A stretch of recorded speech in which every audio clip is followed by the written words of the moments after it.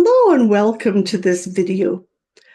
I wanted to have a little chat today with you about burnout.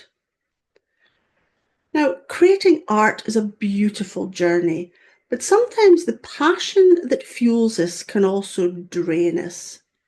When we're deeply invested, and especially if you're turning your art into a career, it's easy to push yourself too hard and lose that creative spark.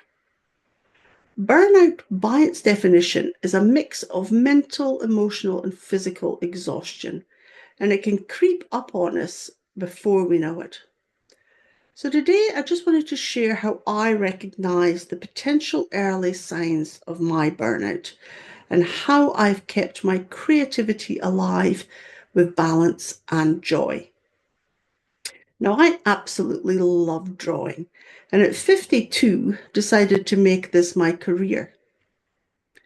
Now, normally I cannot wait to get into my studio to start a new piece, but a few weeks ago that excitement faded, and instead of feeling inspired, I felt totally exhausted.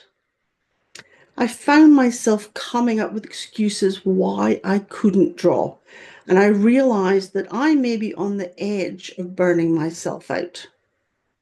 But after making a few simple changes, I found a way to balance my creative drive with the rest and the care that I needed. Now, I am no expert, but here are just some of the strategies that helped me and hopefully might help you too. So, first, I had to learn the importance of setting realistic goals and boundaries. In the past, I would try to tackle all of my goals at once, and it didn't take long before I felt completely overwhelmed. Now I've started to break those bigger goals into smaller, manageable steps. And it's amazing how much more enjoyable the process becomes when it feels achievable. I also now set clear time limits for my creative sessions. When that timer goes off, I make myself stop, even if I'm in the flow. Now, this was really tough for me at first, but those boundaries have really helped me stay energized and have prevented me from overworking.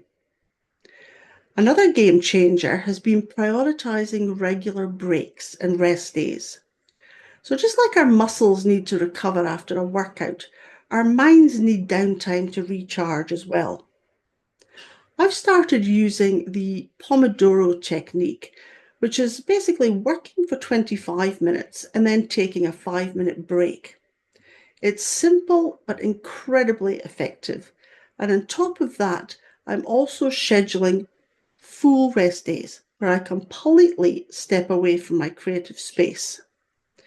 Those breaks have left me feeling refreshed and ready to jump back in with new energy. Finally, I found that engaging in other activities outside of my art has also made a huge difference. Starting a new business has been really hard, and spending all of my time focused on creating was leaving me feeling a bit drained. It was like my inspiration had just run dry. So I now make sure to set aside time for other hobbies or activities, whether it's just going for a walk, reading, or just doing something fun with the family. It's amazing how those little breaks have sparked fresh ideas and brought back my excitement for creating. Sometimes the best thing you can do for your art is step away from it for a couple of days. So, if you are feeling a bit overwhelmed and think you may have lost your creative spark, just find a hobby outside of art, whether it's gardening, cooking, reading, or taking a walk. Personally, one of my favourites is just to take my dogs, Angus and Paddington, for a walk down to the beach. Being in nature just helps clear my mind, and I often return to my art feeling much more refreshed and inspired. Burnout doesn't have to be a part of an artist's journey. By setting yourself some boundaries, incorporating plenty of rest, and exploring other interests, you too can keep your creativity flowing without feeling drained. And remember, Art is a lifelong passion, it's not a sprint. So enjoy the process, take those breaks, and embrace the balance that lets you create your best work.